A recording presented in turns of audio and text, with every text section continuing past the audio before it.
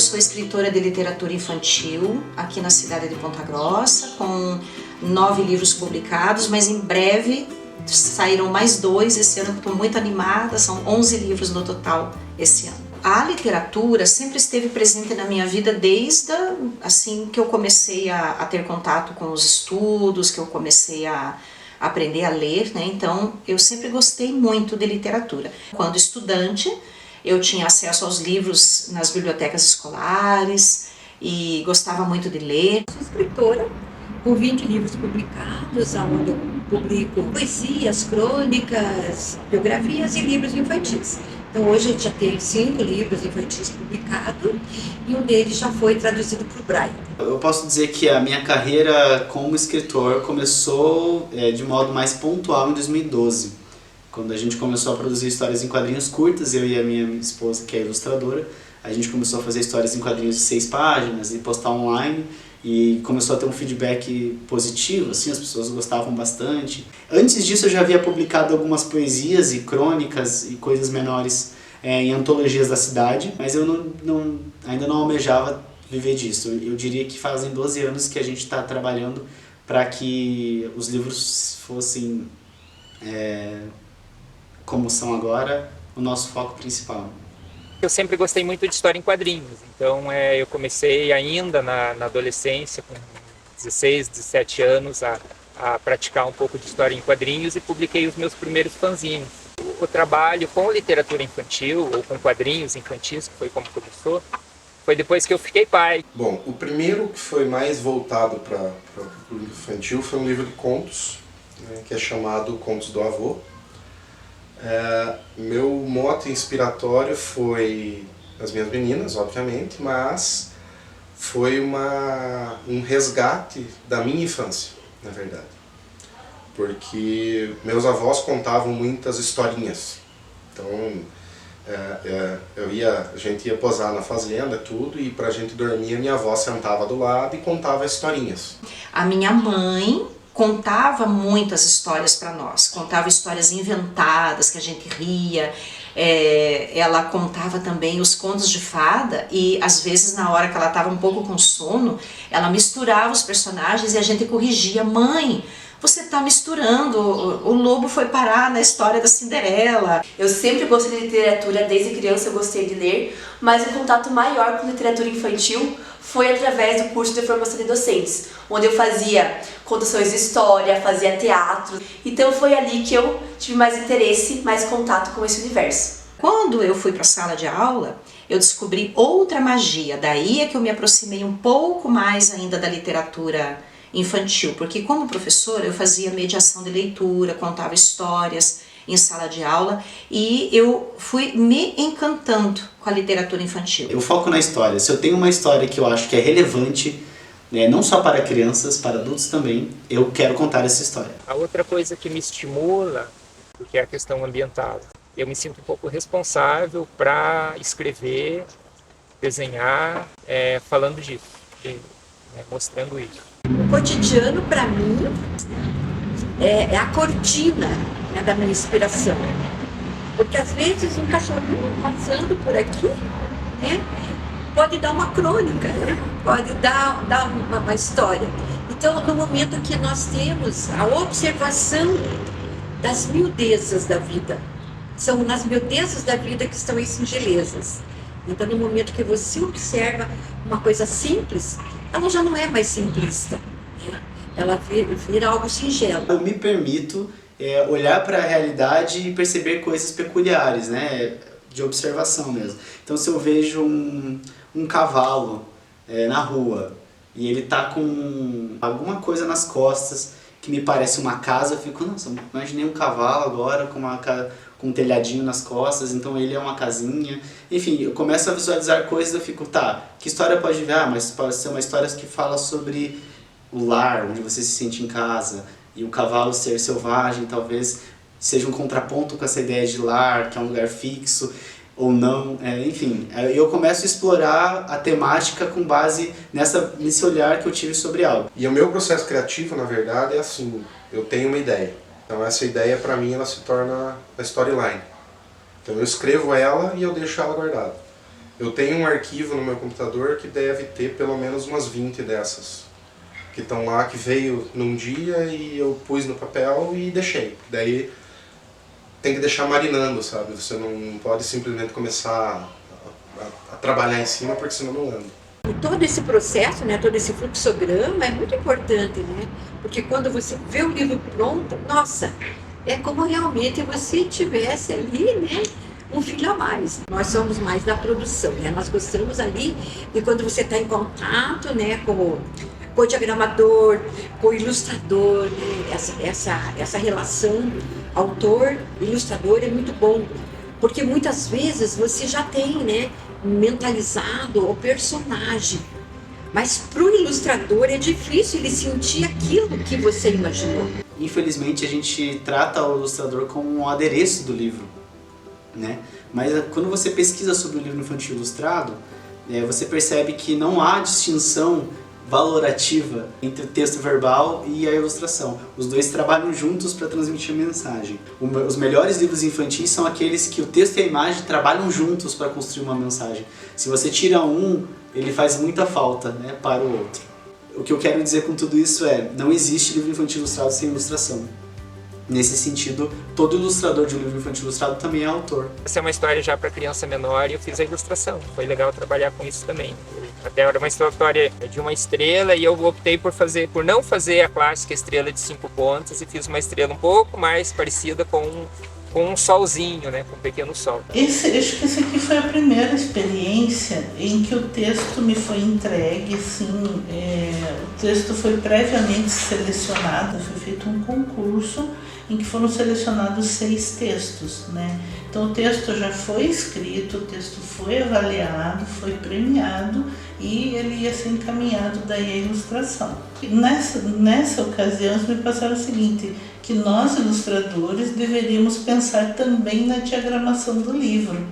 Então o que eu fiz? Eu li o texto, separei ele em trechos, eu planejei o espaço onde a letra seria encaixada. Então eu fiz o desenho para ficar ao redor de determinado texto. Daí uma vez que eu consegui definir em 20 páginas um bom fluxo, um bom ritmo de se contar a história. Porque eu pensei nisso, sabe? Uma maneira que o texto fosse lido e que a última palavra aqui contextualizasse, né? Aí depois disso eu comecei a planejar as ilustrações. A imagem, ela atrai muito e essa soma das linguagens é que é muito bacana, assim. Eu sou muito detalhista nos desenhos também, gosto de colocar bastante detalhe, um certo primor, assim, mas eu também admiro muitos autores que conseguem contar uma história um desenho muito simples. Porque a intenção é que a ilustração se combine com o texto de uma maneira que os dois juntos possam contar alguma coisa, né? Que de preferência acrescente uma terceira visão, né? Ele não é especificamente repetitivo ao texto, né?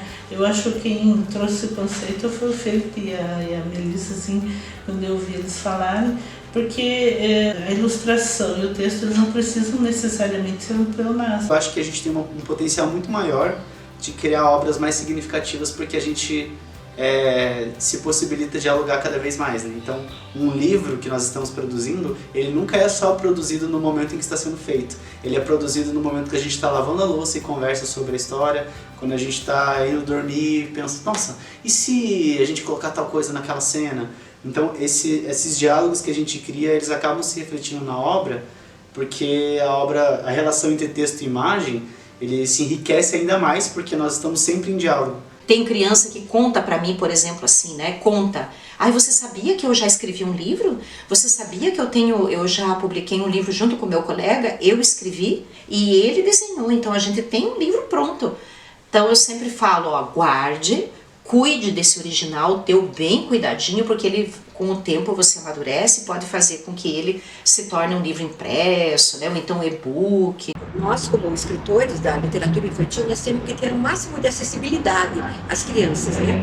Então você tem que usar todas as estratégias disponíveis hoje, principalmente no mercado virtual, para atingir essas crianças, né? Oferecer cada vez mais diversidade literária para eles, para que eles tenham a possibilidade de manuseio dos livros, possam ler com tranquilidade, possam ter essa liberdade de escolher o que querem ler. A gente está trabalhando nessa questão do audiobook e também na questão do sensorial, né?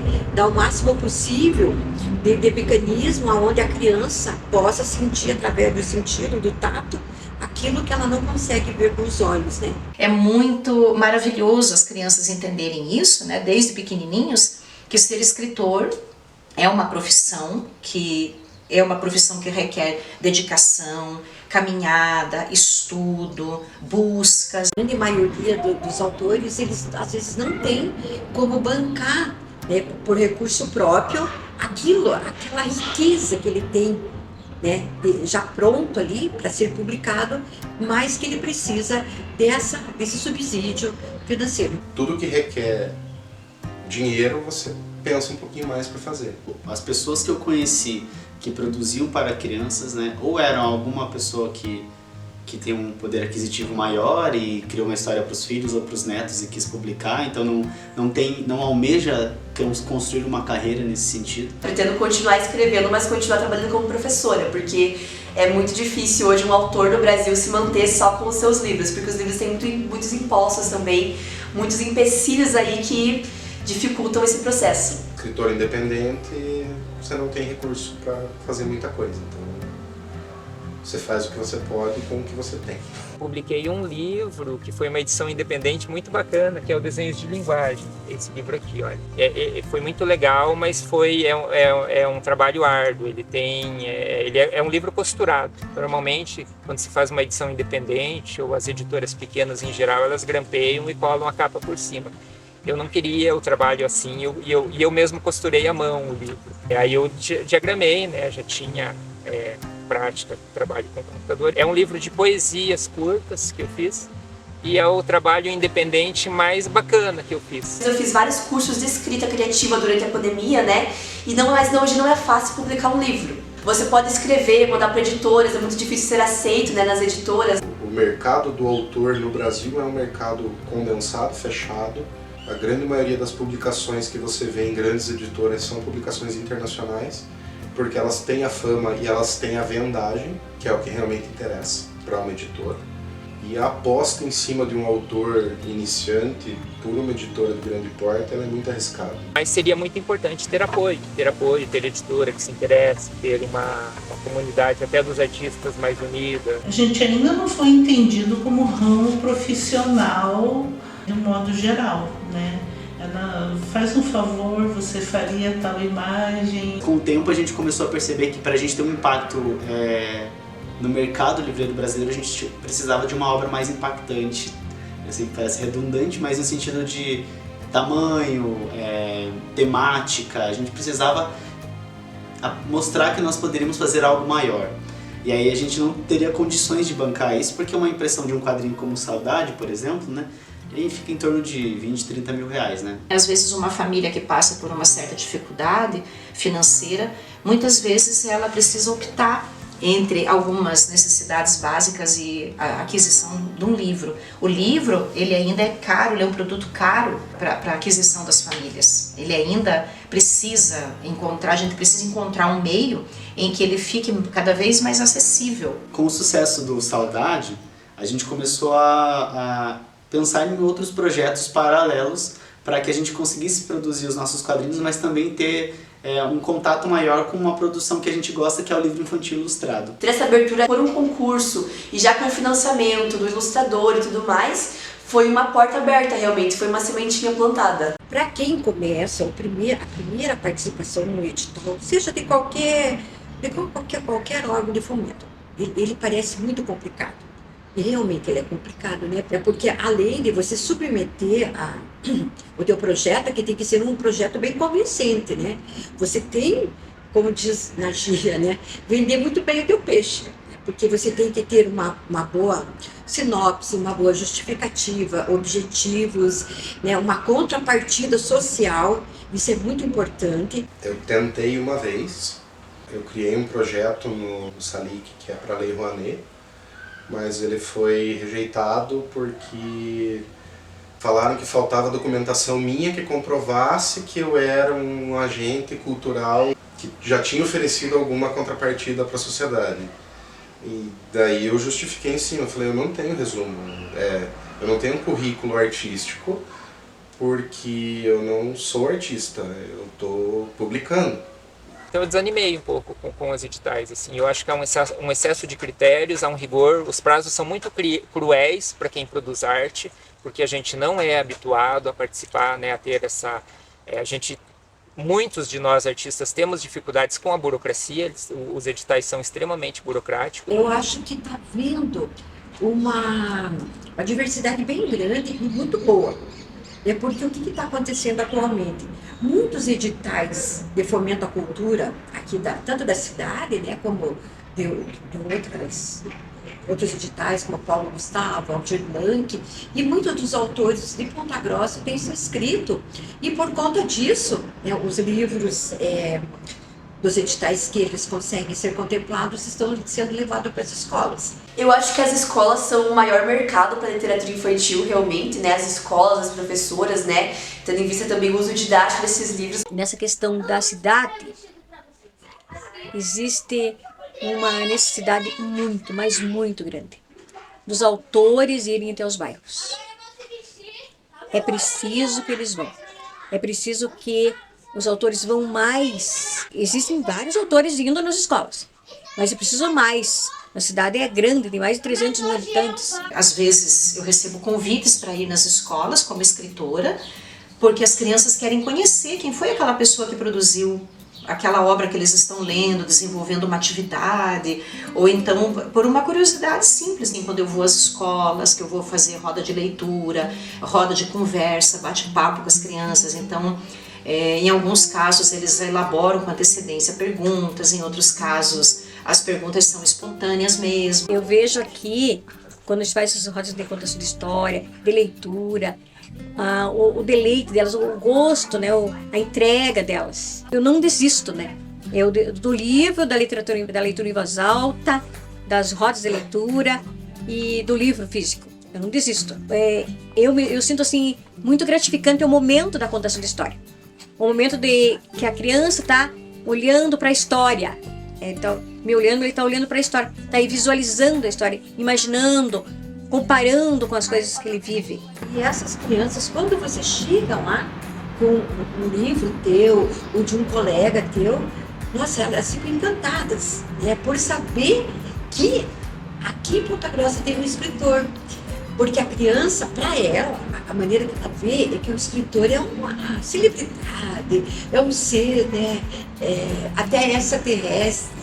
Eu me lembro uma vez que eu fui numa escola, né, fazer uma entrevista com as crianças, e a menininha chegou para mim e falou assim: ô dona escritora, dona escritora, a senhora come que nem a gente? Eu acho bem bacana quando a criança já vai crescendo, sabendo que ela pode encontrar um autor. Quando eu tinha uns 10 anos, 12 anos, eu conheci uma autora daqui, mas para mim ela era uma fantasia, para mim ela não existia. Sabe quando você vê um artista assim na TV que você fica, né, parece que tem um distanciamento muito grande. É esse distanciamento que eu quero tirar das crianças aqui. Um dos exemplos que já aconteceu comigo, né? Então, as crianças prepararam o espaço, fizeram releituras dos livros, né? Conversaram, perguntaram, tinha caixinha de perguntas, curiosidades sobre a autora. Quando você chega, às vezes, em alguns lugares, eles aplaudem. Tem criança que chega perto, fica tocando em você devagarinho, assim, né? Olha, chega bem pertinho. Então, você tá aqui, você veio, né?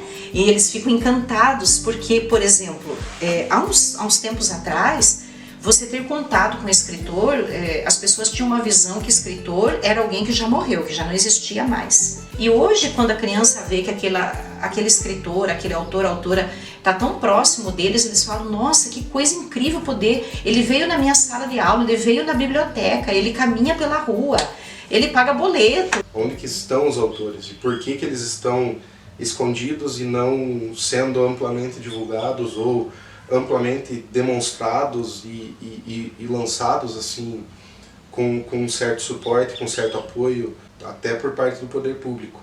Pensando em políticas públicas, a gente precisa urgentemente incentivar o consumo desses autores locais e também o diálogo desses autores locais com as crianças, assim, para que elas entendam ou que a gente desenvolva uma demanda com base no próprio interesse da criança, né? Se a gente tem na cidade eventos que são dedicados à leitura, congressos de educação, congressos, feira do livro, esse tipo de evento, ele deveria privilegiar os autores locais, mas não apenas dando um espaço fictício onde, se você quiser, vai lá e lança um livro, se você quiser, ela vai lá e fala, mas vinculando o consumo que as escolas são autorizadas a esses autores, né? Comprar os nossos livros, basicamente. Eu penso que poderia haver um investimento em cima de eu acho que não seria festival a palavra certa, mas como tem a Bienal em São Paulo, Rio de Janeiro, eu acho que a cidade, a Secretaria de Cultura poderia investir alguma coisa nisso e criar um evento nesse porte e colocar os autores lá para gerar visibilidade, porque querendo ou não é uma amostra da cidade. Mas é preciso que a praça lá do bairro esteja lotada também, para ver o autor. É utopia talvez, mas não é, mas eu acredito nisso. De você levar lá na praça o livro e o povo de lá ir lá conhecer, né? Ele conversar, se aproximar, o autor se aproximar do leitor. Pensar que, primeiro pensando na Lagoa Dourada, né? Por causa que é um livro que fala sobre Ponta Grossa, então é um livro que merece ir para as escolas, né? Então seria uma biblioteca muito grande ali, né? Estaria na mão de vários leitores, crianças mesmo, né? E também as escolas particulares. Então acho que a perspectiva de crescer realmente desse mercado dentro de Ponta Grossa seria por meio das escolas que adotassem como livro paradidáticos, que comprassem para suas bibliotecas, né? Então tanto quanto as escolas públicas se comprassem um livro para cada escola, quanto as escolas particulares se adotassem como livros paradidáticos, né? Nas suas bibliotecas também. Eu vejo muita divulgação, se existir, né? Por parte do poder público em si, vamos dizer assim, divulgar ou contribuir na divulgação de autores infantis. Ou mesmo de a aquisição de exemplares para as escolas municipais e tudo mais, que seria um foco interessante, né? Eu tive algumas oportunidades de ir em escolas, né, em alguns lugares assim, mas sempre que nós produzimos algo que era voltado para a criança, né, ou para a infância, e a gente trabalhava aqui, fazia algum lançamento aqui, alguma ação, havia uma demanda muito pequena. Então a gente acabou meio que desistindo um pouco de focar no mercado local, sabe? Nós tentamos em algumas escolas, mas houve uma certa resistência em aceitar o nosso material. E aí, como para nós não era proveitoso, havia um tempo muito grande gasto para se provar como autores, a gente acabou desistindo um pouco desse mercado. E eu diria que até ele é muito fraco, né? Talvez alguns autores até consigam encontrar um espaço aqui para divulgar e se mostrar, né, como autores e tal, mas a gente nunca conseguiu muito. É incomum as pessoas saberem que nós somos aqui, né? Tem gente que compra o nosso material fora de Ponta Grossa e depois que descobrem que nós somos aqui. As pessoas ainda não tomaram conhecimento dos muitos autores que nós temos aqui. Os próprios pontagrossenses não conhecem muito autores daqui, mas quando a gente está inserido ali, a gente acaba que, né, nem tinha autor que a gente nem imaginava, né, que estava aqui, né? A gente pensa que tem pouco autor em Ponta Grossa, mas na verdade tem bastante. Eu tenho uma identidade muito com a terra. Então eu acredito que o meu trabalho sempre vai estar relacionado com a natureza dos Campos Gerais. Isso é uma coisa que eu acho que eu vou levar para sempre. Mas eu não acho que esse trabalho vá fazer muito sucesso, vá encontrar um caminho saindo daqui de Ponta Grossa. Eu acho que eu não me vejo fazendo outra coisa, assim, né? Eu acho que eu me sinto muito mais completo quando eu estou criando uma história. Eu amo escrever. Como eu falei, eu comecei a escrever quando eu tinha meus 8, 9, 10 anos por aí. E eu nunca parei. Na verdade. Eu sempre escrevo alguma coisa, eu sempre escrevi alguma coisa. Eu sempre me pergunto isso. Eu sempre me pergunto, quando que você vai parar? E a resposta é, não vai. Nossa, eu tenho que continuar fazendo isso. É isso que eu tenho que. É para isso que que eu existo. A Clarice é questionada sobre isso numa entrevista, né, citando o Rainer Maria Rilke, que diz que se você não escreve, você não se sente vivo, né? E eu acho que a nossa motivação maior é, tipo, eu quero fazer isso, assim, eu não sinto prazer fazendo outras coisas, né? A inspiração, ela vem para uma determinada coisa, não para continuar escrevendo. Eu escrevo porque eu gosto, eu escrevo porque o simples fato de eu colocar alguma coisa no papel me leva para um mundo mágico. A minha inspiração maior sempre foram os meus filhos. Eu entrei na literatura infantil por causa deles. Eu acho que a inspiração foi a garotinha que eu fui há não muito tempo atrás, que sonhava em ter a sua foto no final do livro. E também do tudo que eu estudei, né, e estive inserida nesse mundo literário dentro da escola. Eu acho que isso que é o que mais me motiva, né? A garota que eu fui mesmo antes de entrar no mestrado, há um ano atrás, digamos, a garota que eu fui um ano atrás antes de publicar em Você da Lagoa Dourada. Eu acho que isso me motiva, né? E pensar que tem várias garotinhas que têm esse sonho também. O sonho de todo escritor é que cada criança possa ter acesso ao livro infantil.